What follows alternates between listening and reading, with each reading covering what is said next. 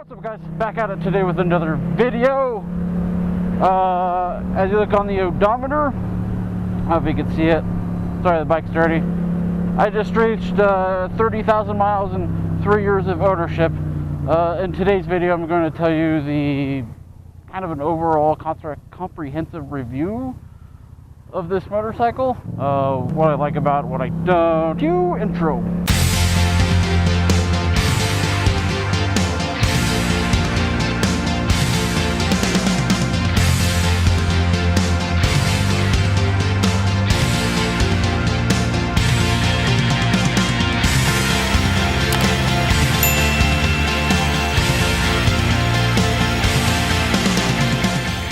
So as you may know, I bought this bike back in 2015. I bought it as a gift to myself for my birthday. I didn't want to start out on a 300 because I knew I was going to outgrow it. So I kind of compromised. I'm like, oh, just the 700 might be a good fit. I really like the FZ-07. I wanted the Raven version, which was the blacked out and everything, but they didn't have it available at the time, and I'm impatient, so I got the one with the blue frame with the liquid graphite paint. You know, after a while the blue just kind of grows on you because you don't really notice it, but it's just kind of like Yamaha's signature blue, and it looks fantastic. So I mean, the reason the reason I bought this one, because I knew I wouldn't get bored of it that quick. I've ridden my fair share of like R1s and the FZ10 recently, the FZ09, all fantastic bikes, don't get me wrong. But the thing I love about this bike is it's so nimble, it's great on gas, and it's comfortable. The stock seat on this thing is horrible, and that's why I upgraded to the seat concept seat. I did a review, or kind of an install video, and I'll throw that up in the link in the right hand corner of the card, so you can watch that if you haven't seen it. But yeah, man, this thing is just it's super simple. And I'm all about simplicity nowadays, and I'm getting in my older years. You know, there's nothing mechanically complicated about this thing, which is one of the reasons I love about it. Don't get me wrong, driver modes would be sweet, but I think at the end of the day, it's just more of a novelty thing. I'm like, oh, let me put it in the more aggressive mode to do wheelies or to go really fast. And that's great for the people that kind of want that stuff, but again, simplicity is something that I was looking for. This motorcycle ticks all the boxes. You know, don't get me wrong, it's not the most premium motorcycle, but there's a lot of aftermarket accessories on this thing that make it what it is. You know, I've added mirrors, I've added new levers, I've added a windscreen, I've added an exhaust, I did the seats, it's been tuned, you know, I've got the better air intake, and, you know, those just visually make it look better. Don't forget, you know, about the aftermarket brake lines from Speigler. Like, if you guys, that was one of the things I hated about the motorcycle for a while. I'm like, you know, in doing brakes, like, especially like bleeding the system on a car, is very time consuming, but the nice thing about this motorcycle is it makes it easy to do everything. You know, I've done my own spark plugs. The very first time I did it, I was trying to follow the manufacturer's guidelines about torquing it, and I ended up breaking a spark plug inside the cylinder. And I learned from my mistake is, you know, hand thread it and do a quarter turn with a wrench, and that's, you know, your spark plugs don't need to be torqued to spec. You know, that's what these mechanics at Yamaha told me, and I'm like, and I haven't done it since because I did it about 10,000 miles ago, so it's probably okay on spark plugs for a while. You know, I recently learned to take the tires off myself, and like not ever like fiddling around with like taking things off your motorcycle. Like, this bike makes it pretty goddamn easy to do it. Like, I literally the money that I saved on doing the work myself, I bought a front stand and a rear stand. Cycle Gear, your products are fucking awesome. You know, when you can take the tire off and you know, do it yourself and have them mount and balance it, you know, it saves you 150 bucks. It's not so much labor intensive, but it is. You know, and the nice thing about it is this motorcycle kind of just lets you work on it, and it's super easy to do, which is the one thing that I loved about it. I had recently done a coolant flush on it. You know, it's simple, get it hot, then like there's a little bolt on the right next to where the water pump is. It lets all the fluid out, let it sit, fill it up with, you know, distilled water and vinegar, like a half mixture. You know, run it until it gets hot, until the fan comes on, drain it, and just keep doing that until more or less all of the old coolant is out. I've noticed that the bike runs a little bit cooler than it did. It's not by much, but it is noticeable. The fan doesn't kick on as much as it used to. So I've done that. I put a new chain on it, and doing like oil changes on this thing were a breeze. You literally take the oil pan off, let it drain, fill it up, put a new filter on it. It's all right there, which is nice. You don't have to take off any plastic bearings. I'm like, no offense to any of the sport bike guys, but that's probably a huge pain in the dick. And this bike doesn't make me do that, which I can appreciate. I've also done a lot of the mods, like every single light on this motorcycle is now an LED. I've got the hold on, tunnel run.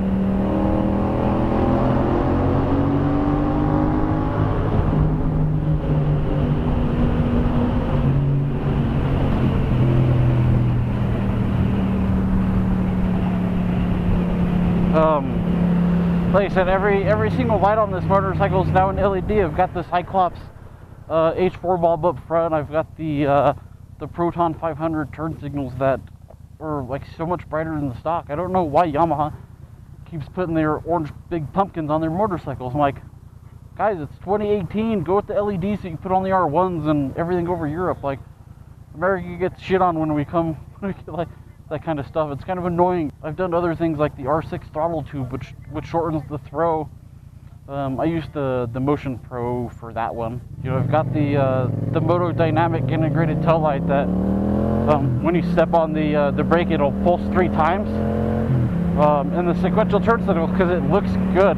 Everything that when you kind of read everything online, it's a little intimidating at first if you're not working on it. But this bike makes it so easy to work on it. Realistically, I think the hardest thing to put on this thing was the exhaust, and that even wasn't that bad. And yeah, you gotta like take shit off and bend it and that kind of stuff. But you know, this thing sounds like a true motorcycle instead of a sewing machine. Like the stock exhaust on this thing is horrible. But I get why they do it, because you know, not a lot of people want a loud motorcycle. Like, the exhaust note on this thing is fantastic. When you throw in like aftermarket products, and if you guys are ever curious on what I have on the bike, I always leave what I have in the description below. You know, you guys can use Google, or if you're curious, I can tell you what my opinions are on it. But again, like after 30,000 miles in 3 years, I don't have a reason to upgrade. Like, this bike is fantastic for what I use it for. Like I said, it's good on gas. It's easy to maneuver. Still gives me a fun factor. Like right now, I'm learning how to do like clutch up wheelies in this thing. Like, it's scary, but it's doable. My future plans is probably maybe a better suspension. Like, I don't really know the difference between a good suspension and a bad suspension. You know, I adjusted the preload in the back to what my weight is, and it seems to work okay. You know, but like, man, this thing is just so easy and it's simple. And Yamaha did such a fantastic job on this motorcycle. I mean, there's a lot of the other aftermarket stuff that I've done, like Koso poly heated grips. You know, I live in a cooler climate, and you know, I ride my motorcycle when it snows. Like, not when it snows, but you know, when it's cold out. Like, I go to work at 4 o'clock in the morning. It's a little chilly, but having warm hands is phenomenal. That's one of the best things. That was probably one of my favorite mods to this motorcycle, is the heated grips. And again, Yamaha makes it easy taking all the plastics off, running it to the battery or to the cutoff switch. Like, I literally could take this thing apart and put it back together in an hour if I needed to. You know, as future upgrades, I don't know what else I want to do. Like, I've more or less kind of done everything that you can do to this bike, and to this day, I don't have a need to get another one. Like, maybe a supermoto in the future. You know, just because I live in Colorado, I have an environment where I can go and enjoy it in a truck. But I sincerely enjoy putting this thing in the back of my truck and hauling it to, you know, either Texas or California.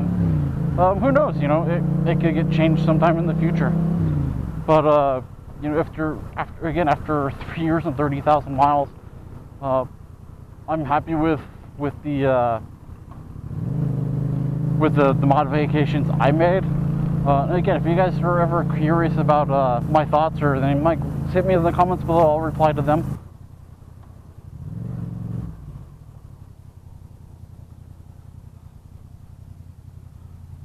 of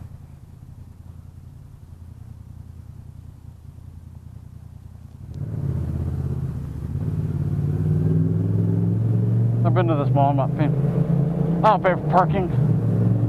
Well, because I'm not going to be here very long. But that exhaust note, though, it sounds so good. Nice thing about a motorcycle, I'm like, you can park here and nobody says shit. It's fantastic. Like I said, I like to experiment for this bike. You know, I'm really liking the dual camera angles. You know, I've got a super, like I said, easy dash to read. And you know, it baffles me that all these higher end sport bikes don't have gear indicators. They don't have fuel gauges on them, and like they tell you a bunch of other stuff. But you know, I feel like when you're paying upwards of, you know, over $15,000 for a bike, you should get a gear indicator and a fuel gauge. You know what I mean? That's just me, but kind of show you some of the like LED lights.